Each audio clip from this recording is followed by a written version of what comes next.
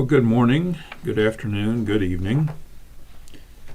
We're going to talk about differential equations again today, and we're going to solve non-homogeneous second-order equations by a new method.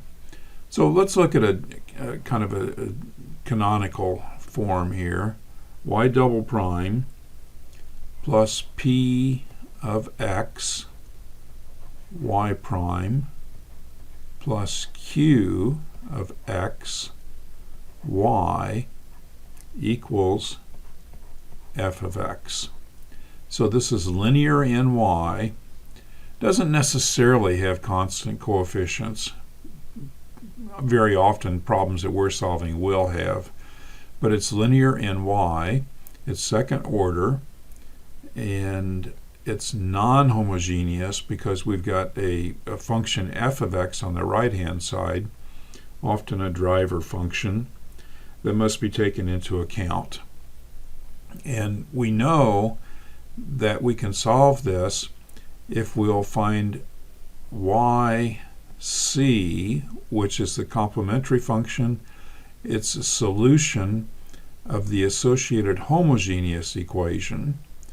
And if we'll find a particular solution to the non-homogeneous equation, and if we'll add those two,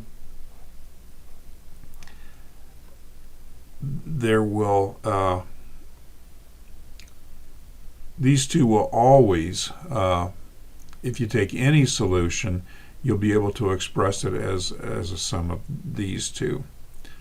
So I didn't have to stumble over that way. So how do we do that? Well, YC is usually easy if the coefficients here are constants, though again we've said they don't have to be.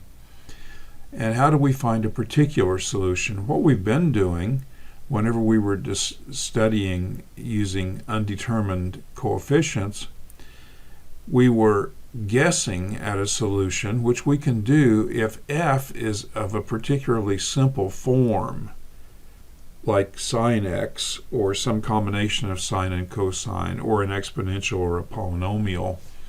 Then that made guessing fairly routine. We have rules for how we guess, and the rules are frankly a little bit complicated, but nonetheless they'll lead us to a good guess for what this particular solution yp should be. There's another method though called the variation of parameters, and the variation of parameters is a much more mechanical way of finding a particular solution. So it goes like this. Particular solution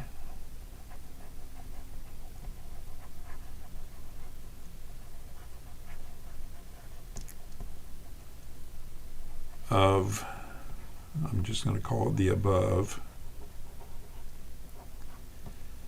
is yp equal negative y1 of x integral y2 x times f of x divided by w of x plus y2 x times the integral y1 of x f of x over the Wronskian x dx, and of course I missed a dx over there.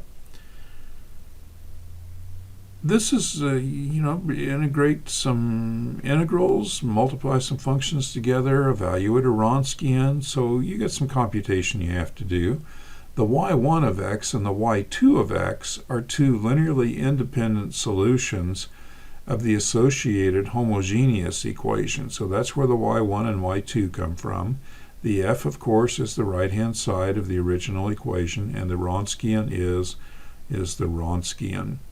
And this is going to work if the p and the q and the f are continuous functions on the interval I where we seek a solution.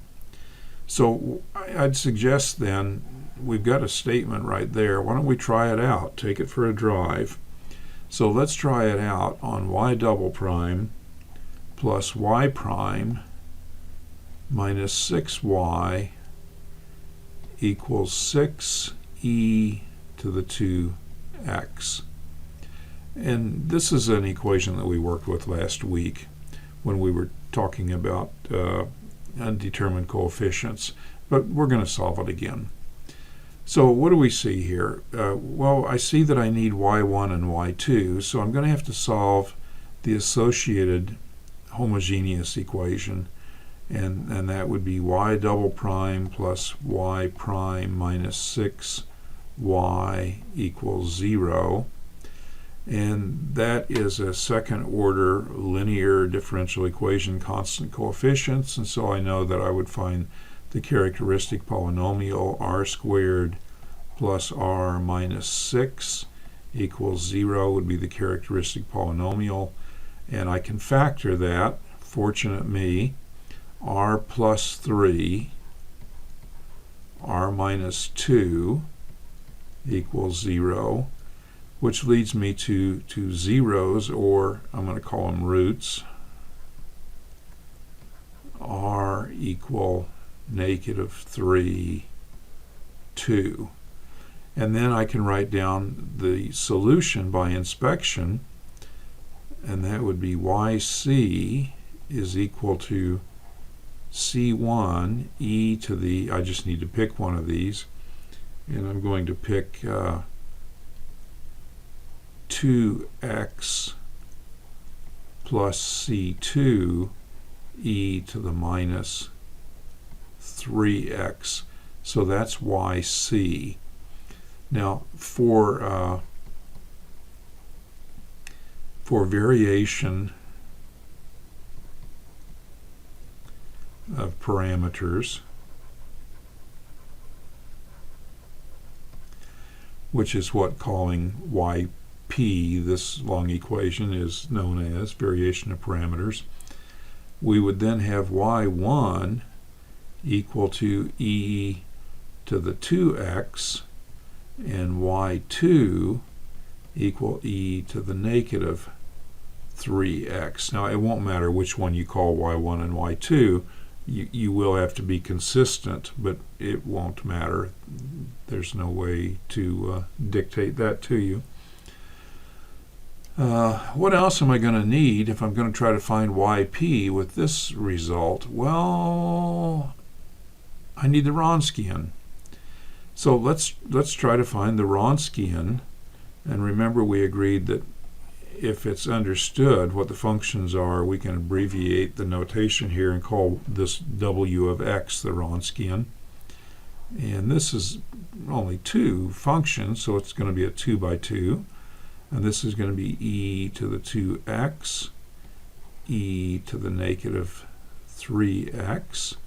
And then this would be the derivatives, and so this would be 2e to the 2x, and this would be minus 3e to the 3x, in fact negative 3x.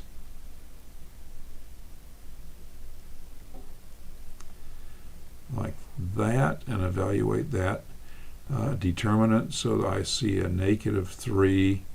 This is, I got to clean this up so that we can read it. Negative 3 down here. So I would have negative 3, now e to the what? Well, when I multiply these, I add the exponents, and so it would be negative 3x and positive 2x would be an e to the negative x. That's that diagonal. Subtract what you get off of this diagonal. What I get off of this is a 2. And when I multiply, I add exponents, and so I get negative x again, e to the negative x, and this is going to be negative 5 e to the negative x, and that's equal to the Wronskian. And of course, what is that? That's not 0. Going back on video I did for you last week, this is not 0 at x equal 1, which implies that the two equations are linearly independent. I think we suspected that to begin with. Okay, now I've got a scroll, so we're going to have to try to remember this, but you know, it's you probably have written it in your notes already. So let's go ahead and see if we can find out what yp would be now that we know the Wronskian. So we're going to say yp would be negative e to the 2x integral e to the negative 3x, and then the f function, which is 6 e to the 2x over the Wronskian, which is negative 5 e to the negative x dx plus e to the negative 3x, that's the y2, integral y1 would be e to the negative 2x, f would be 6 e to the 2x, and the Wronskian would be negative 5 e to the negative 5x dx. Now, I didn't write the Wronskian correctly here. This would just be a negative x equals, well, lots of exponential functions here, and these simplify pretty nicely, and it doesn't take too long to decide that this is equal to 6 over 5 e to the 2x x minus 1/5. So that's yp. Now,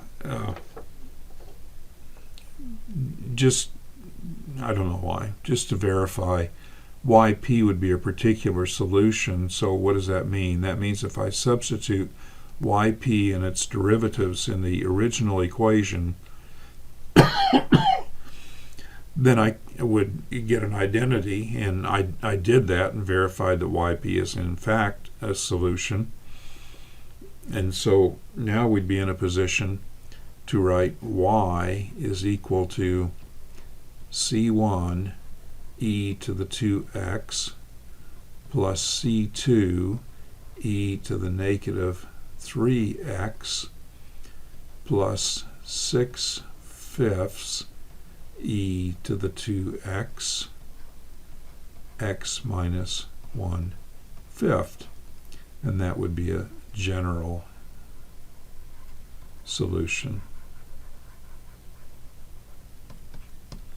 So that's an example of using variation of parameters, and some people like that better than undetermined coefficients, and probably on some problems undetermined coefficients is easier. On some problems variation of parameters would be easier, but that gives you another tool to put in your toolbox. So, rather short video today, but that covers this particular application, so it's time to quit. Thank you for being here, and of course there will be some problems assigned because we can't learn differential equations without practice. You have a good day.